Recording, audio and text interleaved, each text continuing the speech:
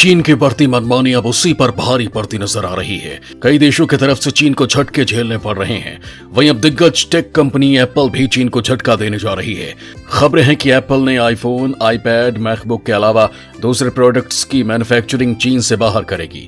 जहां ये दिग्गज कंपनी चीन को छोड़कर उसे झटका देने की तैयारी कर रही है, वहीं इस कंपनी की नजर भारत पर आकर टिकी है। सूत्रों के मुताबिक एप्पल की चीन पर निर्भरता को एक संभावित खतरा, जिसके चलते एप्पल भारत और वियतनाम को चीन के सबसे बड़े विकल्प के तौर पर देख रहा है। उन्होंने बताया कि इन दो देशों में अभी एप्पल के वैश्विक उत्पादन का एक छोटा हिस्सा ही है, लेकिन कंपनी अब इन्हीं चीन के विकल्प के रूप में देख रही है। एप्पल जैसे दिग्गज कंपनी का चीन का साथ छोड़ना काफी बड़ा कदम माना जा रहा है। वही भारत के लिए एक सुनहरा मौका है। इस वीडियो में आप जानेंगे कि कैसे चीन की मनमानी के चलते एप्पल जैसी कंपनी उसका साथ छोड़ रही है। इसके साथ ही जानेंगे कि कैसे विकासशील भारत के लिए एक सुनहरे मौके की तरह है। तो दोस्तों, ये सब जानने के लिए आप वीडियो के अंत तक जरूर बने रहिएगा।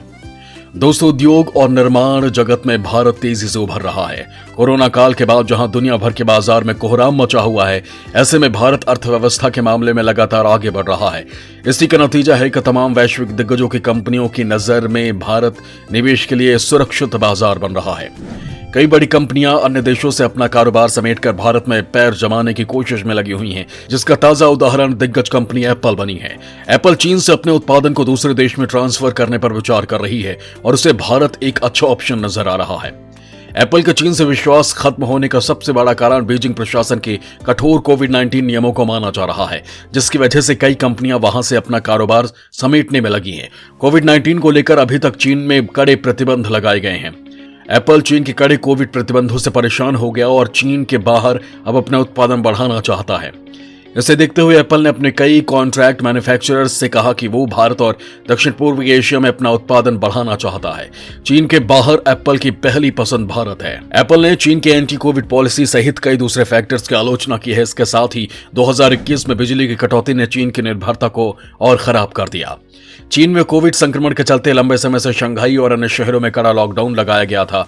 इससे वहां शंघाई जैसे बड़े शहरों में परिचालन करने वाली विदेशी कंपनियों को बड़ा नुकसान हुआ है।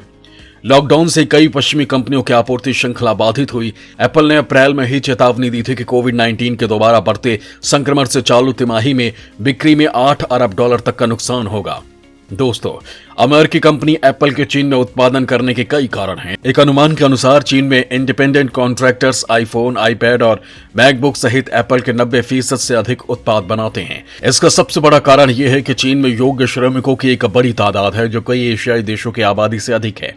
एप्पल ने चीन में स्थानीय सरकारों के साथ मिलकर काम किया है ताकि यह सुनिश्चित हो सके कि उसके ठेकेदारों के पास प्लांट्स में आईफोन और दूसरे उपकरणों के निर्माण के लिए पर्याप्त भूमि, लोग और अन्य सामानों की सप्लाई हो। अप्रैल में एप्पल के सीईओ टिम कुक ने कहा था कि हमारी आपूर्ति श्रृंखला वास्तव में ग्लोबल है और इसलिए उत्पाद हर जगह बनाए जाते हैं। हम ऑप्टिमाइज करना भी जारी रखते हैं। दोस्तों, साल 2020 में सीमा पर दोनों देशों के बीच हुई तनातनी के बाद दोनों देशों के बीच आई तलखी लगातार कायम है। यही वजह है कि एप्पल के साथ व्यापार कर रहे कुछ चीन आधारित निर्माणकर्ता वियतनाम और कुछ अन्य साउथ ईस्ट एशियन देशों की तरफ भी रुख कर रहे हैं। एक बात यह भी है कि वियतनाम में एप्पल के प्रतिद्वंदी कंपनी सैमसंग की मौजूदगी काफी पहले समय से है।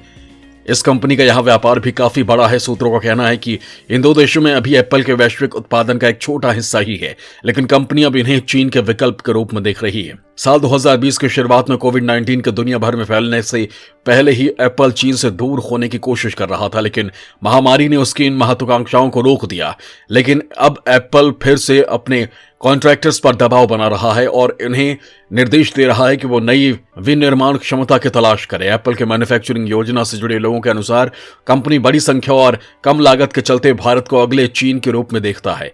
इसे लेकर एक रिपोर्ट में कहा गया है कि एप्पल कंपनी भारत में अपना उत्पादन और व्यापार बढ़ाने को लेकर अपने कुछ सप्लायर्स से विचार विमर्श भी कर रही है।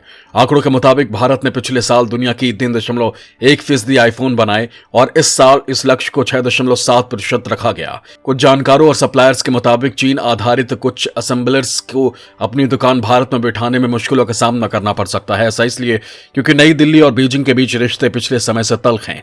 मौजूदा समय में एप्पल भारत में करीब $1.5 बिलियन के फोन बेचती है, जिनमें से $0.5 बिलियन से कम स्थानीय स्तर पर निर्मित होते हैं। इसकी देश में बाजार हिस्सेदारी 2 से 3% है। इसके विपरीत एप्पल चीन में एक शीर्ष निवेशक है। 2018-19 में चीन में एप्पल ने $220 मिलियन की कीमत का माल तैयार किया, जिसमें से $185 बिलियन का माल निर्यात किया गया। प्रत्यक्ष और अप्रत्यक्ष रूप से कंपनी चीन में 45 लाख से ज्यादा लोगों को रोजगार देती है। इसके साथ ही ये खबरें आ रही हैं कि एप्पल भारत में अपने पहले 5G स्मार्टफोन सीरीज आईफोन 13 का प्रोडक्शन शुरू कर दिया है। इससे भारत को अपने मैन्युफैक्चरिंग पावर हाउस बनने के विजन में आगे बढ़ने का मौका मिलेगा। आईफोन 13 को चेन्नई के पास एप्पल के कॉन्ट्रैक्ट मैन्युफैक्चरिंग पार्टनर फॉक्सकॉन की फैसिलिटी में बनाया गया है। वहीं एप्पल के एक बयान में कहा गया है कि हम आईफोन 13 को बनाना शुरू करने के लिए उत्साहित हैं। यहां बता दें कि एप्पल ने 2017 में आईफोन SE के साथ भारत में आईफोन्स का निर्माण शुरू किया था। वर्तमान में आईफोन 11, आईफोन 12 और अब आईफोन 13 का उत्पादन कर रहा है। इससे यूजर्स को आईफोन खरीदना आसान हो जाएगा। हालांकि इसका यह मतलब बिल्कुल भी नहीं है कि आईफोन की कीमत आधी हो जाएगी। दोस्तों, भारत लगातार उद्योग और निर्माण के आधार पर आगे बढ़ता जा रहा है। पूरा विश्व भारत को दूसरे चीन के रूप में देख रहा है। चीन को पछाड़ते हुए अब भारत इलेक्ट्रिक उपकरणों के विनिर्माण का केंद्र बनने की राह पर अग्रसर हो चला है। अमेरिका से व्यापारिक संघर्ष के चलते चीन के इलेक्ट्रिक उपकरणों के निर्यात में भारी कमी आई थी। इसके बाद रही सही कसर कोरोना महामारी ने पूरी कर दी। महामारी के कारण चीन के विनिर्माण क्षेत्र में इसका बुरा असर पड़ा और बाद में आपूर्ति श्रृंखला पर भी इसका नकारात्मक असर देखा गया। इसके साथ ही चीन की मनमानी का पूरी दुनिया ने सामना किया, जिसके चलते चीन के पुराने ग्राहकों ने नए आपूर्तिकर्ताओं को ढूंढना शुरू कर दिया। महामारी के इस बुरे दौर में चीन से विदेशी कंपनियां निकलकर अपना नया ठिकाना ढूंढने लगी हैं। ऐसे समय में भारत ने प्रोडक्शन लिंक्ड इंसेंटिव स्कीम की शुरुआत की, जिसकी वजह से कई विदेशी विनिर्माण उद्योगों ने भारत का रुख किया, जिसका फायदा भारत को अब मिलता दिख रहा है। विदेशी कंपनियां भारत के 1 अरब की आबादी से ज्यादा के बाजार को भी देख रही हैं। इसके साथ ही भारतीय कंपनियां चीनी विनिर्माण और निर्यात को कड़ी टक्कर देने लगी हैं। घरेलू विनिर्माण क्षेत्र को बढ़ावा देने की भारत सरकार की पहल के परिणाम अब नजर आने लगे हैं। साल 2012-13 में भारत से इलेक्ट्रिक वस्तुओं का निर्यात $6600 अरब का होता था, जो 88% बढ़ोतरी के साथ 2021-22 में $12,400 अरब का हो गया है। भारत से इलेक्ट्रिक उद्योग में जो वस्तुएं सबसे अधिक निर्यात हो रही हैं, उनमें मोबाइल फोन, IT हार्डवेयर, जिनमें लैपटॉप, टैबलेट्स के उपकरण, मदरबोर्ड, टेलीविजन तथा ऑडियो उपकरण, औद्योगिक इलेक्ट्रिक व ऑटोमोटिव इलेक्ट्रॉनिक्स के कल पुर्जे शामिल है। भारत की स्थिति में कितना परिवर्तन आया है, इसका अंदाजा सहज ही इस बात से लगाया जा सकता है कि जहां पहले ये सभी उपकरण भारत चीन से आयात करता था, वहीं अब ये सारे उपकरण भारत निर्यात करने लगा है, जिससे विदेशी बाजारों से लेकर भारत के स्वदेशी बाजार को लाभ मिलने लगा है। भारत के स्वदेशी इलेक्ट्रॉनिक बाजार के वर्ष 2025 तक $400 अरब तक बढ़ने की प्रबल संभावना दिखाई दे रही है। दोस्तों, एप्पल ही ऐसी कंपनी नहीं है जो चीन का साथ छोड़कर भारत की तरफ रुख कर रही है। पिछले साल सैमसंग ने चीन को झटका देकर भारत का हाथ थामा था। दुनिया के दिग्गज इलेक्ट्रॉनिक्स कंपनियों में शुमार सैमसंग उत्तर प्रदेश में मोबाइल डिस्प्ले उत्पादों का निर्माण कर रही है। वहीं दूसरी ओर देखें तो उत्तर प्रदेश की योगी सरकार राज्य में निवेश बढ़ाने के लिए लगातार प्रयास कर रही है। निवेश को लुभाने के लिए योगी सरकार कई कदम उठाए हुए हैं।